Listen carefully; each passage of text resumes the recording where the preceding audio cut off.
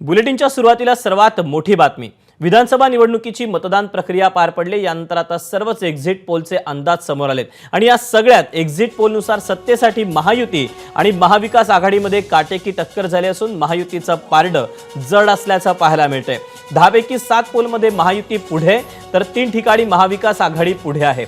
दरम्यान 6 पैकी 3 एक्झिट पोलमध्ये शिंदेंची शिवसेना तर 2 ठिकाणी ठाकरेंची शिवसेना आघाडीवर आहे। दरम्यान राष्ट्रवादीमध्ये शरद पवारांची राष्ट्रवादी आघाडीवर आहे। पोलच्या अंदाजानुसार अजित पवार 6 पक्षांच्या लढतीमध्ये सर्वात शेवटच्या स्थानावर असल्याचं या आकडेवारीवरून स्पष्ट होत आहे।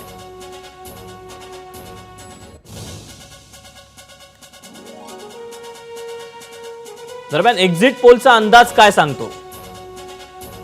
सोर्स आहे इलेक्टोरल। महायुतीला जागा मिळू शकतात 121, महाविकास आघाडीला 150 तर इतर 20। पोल डायरीच्या अंदाजानुसार 122 ते 186 महायुतीला जागा मिळतील तर महाविकास आघाडीला 89 ते 121 आणि इतर 12 ते 29। तर चाणक्य स्ट्रॅटेजीचा एक्झिट पोल सांगतो की महायुतीला 152 ते 160 तर महाविकास आघाडीला 130 ते 138 आणि इतर 6 ते 8। तर मॅट्रिकच्या एक्झिट पोलनुसार महायुतीला 150 ते 170 जागांचा अंदाज वर्तवलाय तर महाविकास आघाडीला 110 ते 130 तर इतर 8 ते 10। तर रिपब्लिक एक्झिट पोलनुसार 137 ते 157 जागा महायुतीला, 126 ते 146 महाविकास आघाडीला तर इतर 2 ते 8। तर एसएसच्या एक्झिट पोलनुसार 127 ते 135 महायुतीला जागांचा अंदाज वर्तवण्यात आलाय तर महाविकास आघाडीला 147 ते 155 तर इतर 10 ते 13।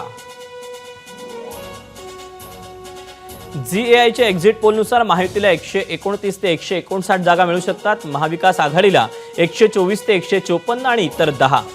तर पीपल पल्सनुसार 182 महायुतीला जागा मिळू शकतात तर महाविकास आघाडीला 97 तर इतर 9।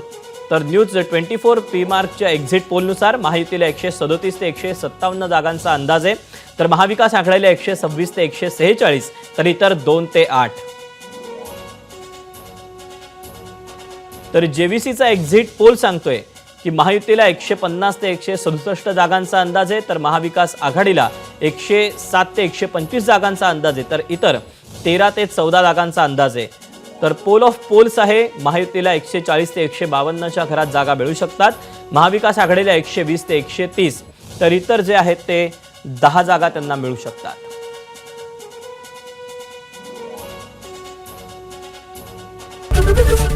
एबीपी माझा, उघडा डोळे बघा नीट।